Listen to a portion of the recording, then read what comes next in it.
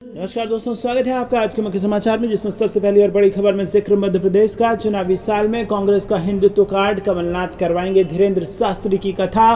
दूसरी खबर में जिक्र होगा कि मणिपुर हिंसा और राहुल मामले को लेकर कांग्रेस का मौन विरोध प्रदर्शन। तीसरी खबर में आपको बताएंगे कि इंदिरा नेहरू शास्त्री के देश को खत्म करना चाहती है भारतीय जनता पार्टी। चुनावी राज्य राजस्थान में कांग्रेस ने लगाए बीजेपी पर यह आरोप। साथ ही साथ खबर में आगे जिक्र होगा कि छत्तीसगढ़ में कांग्रेस अगर जीती तो भूपेश बघेल ही होंगे मुख्यमंत्री। डिप्टी सीएम बनते ही टीएस सिंहदेव ने दिया वॉक ओवर। और साथ ही साथ पांचवी खबर में जिक्र होगा कि मध्य प्रदेश चुनाव में कांग्रेस की बदल गई रणनीति। प्रियंका और राहुल गांधी का भी बटा काम। मध्य प्रदेश चुनाव से बड़ी खबर दोस्तों, हर एक खबर की गहराई में आपको ले जाएंगे, लेकिन उससे पहले अगर आपको भी ऐसा लगता है कि 2024 में कांग्रेस इंडिया की सरकार बनने वाली है तो वीडियो को कीजिए लाइक, चैनल को सब्सक्राइब करके बेल आइकन जरूर दबाइएगा और कमेंट में लिखिए जय हिंद। रुक करते हैं सबसे पहली और बड़ी खबर की तरफ। चुनावी साल में कांग्रेस का हिंदुत्व कार्ड, कमलनाथ करवाएंगे धीरेन्द्र शास्त्री की कथा। जी हां दोस्तों, मध्य प्रदेश में साल के अंत में विधानसभा चुनाव होने हैं। चुनावी साल में नेता लगातार कथावाचकों के बड़े बड़े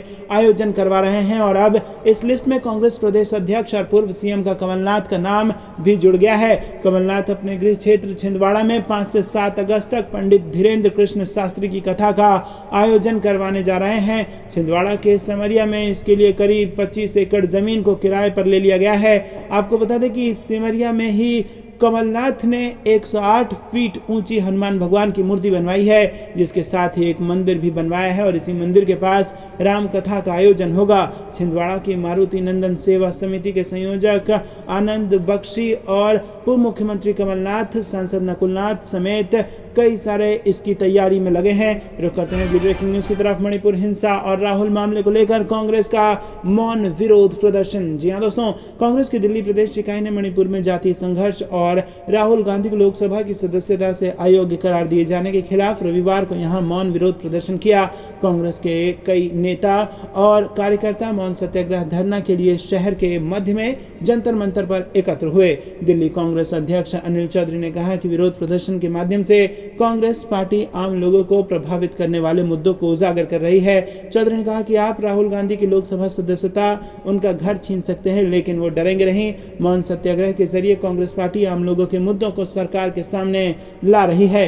कांग्रेस के पूर्व अध्यक्ष राहुल गांधी को 2019 के आपराधिक मानहानि मामले में सूरत की एक अदालत द्वारा दोषी ठहराए जाने के एक दिन बाद 24 मार्च को लोकसभा की सदस्यता से अयोग्य घोषित कर दिया गया था। चौधरी ने कहा कि संविधान पर हमले हुए हैं और कांग्रेस संसद के अंदर और बाहर बेरोजगारी तथा महंगाई के मुद्दे उठाती रहेगी। उन्होंने दावा किया कि आज हम अपनी ये मांग उठाने के लिए यहाँ एकत्र हुए हैं कि केंद्र सरकार को उठाए जा रहे मुद्दों पर सवालों का जवाब देना चाहिए। संघर्षग्रस्त मणिपुर की स्थिति की तुलना राजस्थान से करने के लिए भाजपा की आलोचना करते हुए चौधरी ने कहा कि भाजपा को खुद पर शर्म आनी चाहिए। रुक करते हैं अगली ब्रेकिंग न्यूज की तरफ।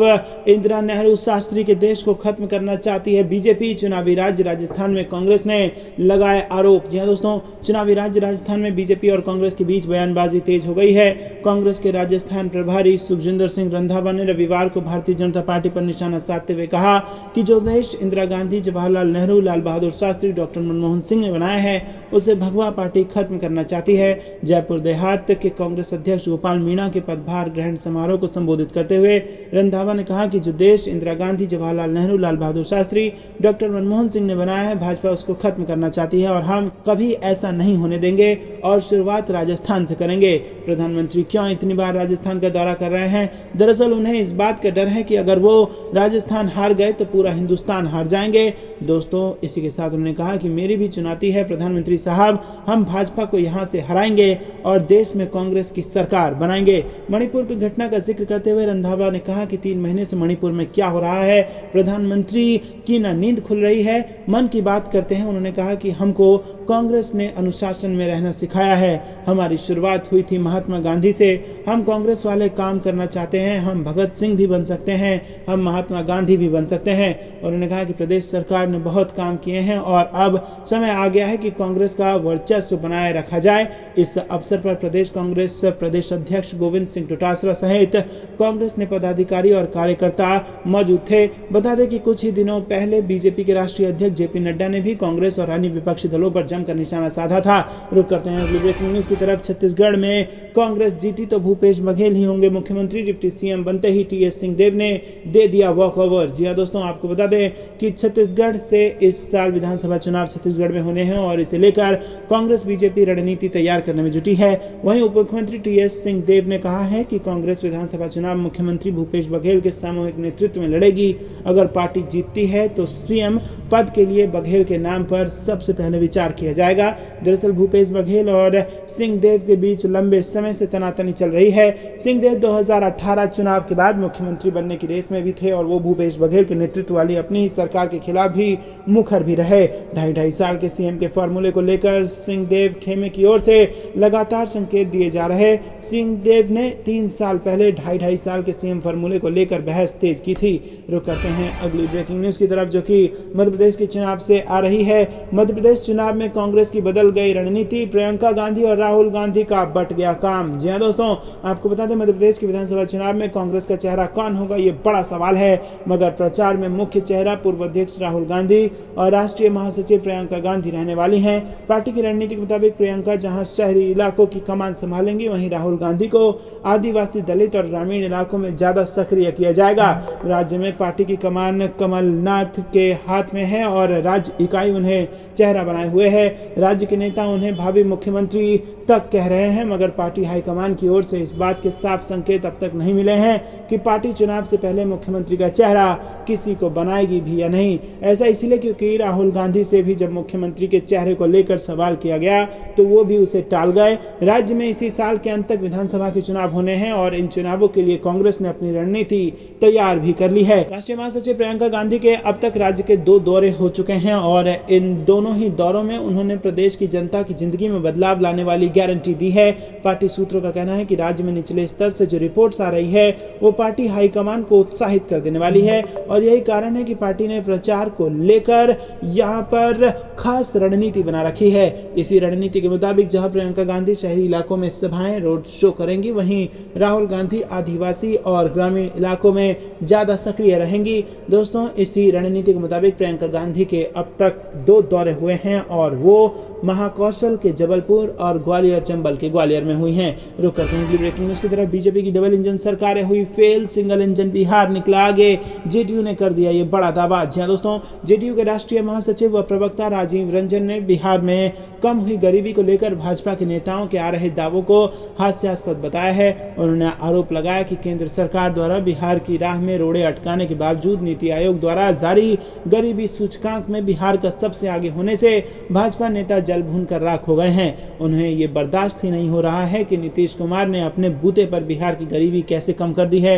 उन्हें समझ में नहीं आ रहा है कि अपनी ही सरकार द्वारा स्वीकारी जा रही बिहार के विकास की सच्चाई का खंडन कैसे करें। यही वजह है कि वो खोखले बयानों के सहारे बिहार की विकास गाथा का श्रेय लेने की असफल कोशिश कर रहे हैं। उन्होंने कहा कि उनके झूठ और दुष्प्रचार का जनता पर कोई असर होने वाला नहीं है। दोस्तों, रुक करते हैं अगली ब्रेकिंग न्यूज की तरफ। मणिपुर हिंसा पर देरी से आया पीएम मोदी का बयान तो बीजेपी विधायक ने मुख्यमंत्री पर भी उठा दिए सवाल। जी हां दोस्तों, मणिपुर में भाजपा के विधायक ने पूर्वोत्तर राज्य में जातीय हिंसा पर प्रधानमंत्री नरेंद्र मोदी के बयान की आलोचना की और कहा कि 79 दिनों के बारे में भूल जाइए, इतनी बड़ी हिंसा पर प्रतिक्रिया में देरी के लिए 1 सप्ताह भी लंबा समय है। आपको बता दें कि विधायक खुद कुकी जोमी समुदाय से आते हैं। उनका मानना है कि पीएम मोदी की प्राथमिकताएं पूरी तरह से गलत है। साथ ही उन्होंने ये भी दावा किया है कि प्रधानमंत्री की अमेरिका की यात्रा से पहले उन्हें उन तक पहुंचने की उन्होंने कोशिश की थी लेकिन सफल नहीं हो सके।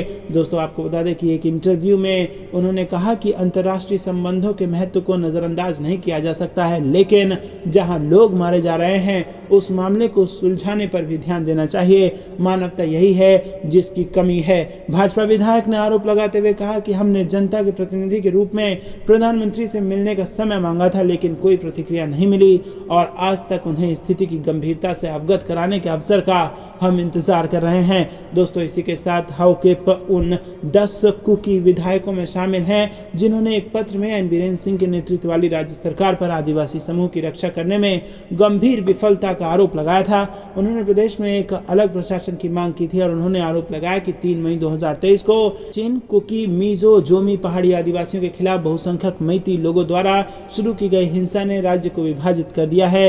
उन्हें मणिपुर सरकार का मौन समर्थन प्राप्त है। रुक करते हैं अगली ब्रेकिंग न्यूज की तरफ।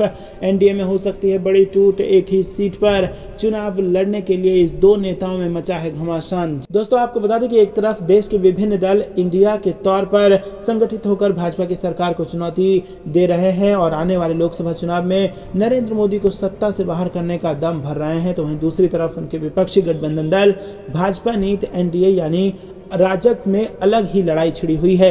ये लड़ाई भाजपा के साथ नहीं बल्कि राजग में शामिल लोजपा के दो गुटों के बीच है। पूरी लड़ाई एक ही सीट में चुनाव लड़ने की दावेदारी को लेकर है। दरअसल लोक जनशक्ति पार्टी के दो गुट इस वक्त एनडीए के गठबंधन दल के तौर पर शामिल हैं। एक तरफ जहां दिवंगत नेता रामविलास पासवान के भाई पारसनाथ का गुट है, तो वहीं दूसरी तरफ पासवान के बेटे चिराग पासवान का। दोनों ही दल भाजपा के सहयोगी है, लेकिन फिलहाल पारसनाथ को रामविलास की जगह मंत्री बनाया गया है। रामविलास के निधन के बाद लोजपा में बड़ी फूट सामने आई थी। पारसनाथ ने बगावत करते हुए पार्टी की कमान खुद के हाथों में ले ली थी और उन्होंने खुद को लोजपा का असली गुट बताया था। उनके इस दावे के बाद उन्हें मंत्री बना दिया गया था। तो दोस्तों ये थी दिन भर की सारी जरूरी और बड़ी खबरें। अंत तक बने रहने के लिए बहुत बहुत धन्यवाद। देख रहे थे आपका अपना चैनल। जाने से पहले वीडियो को लाइक, चैनल को सब्सक्राइब और बेल आइकन दबाकर कमेंट में लिखिए जय हिंद, जय भारत।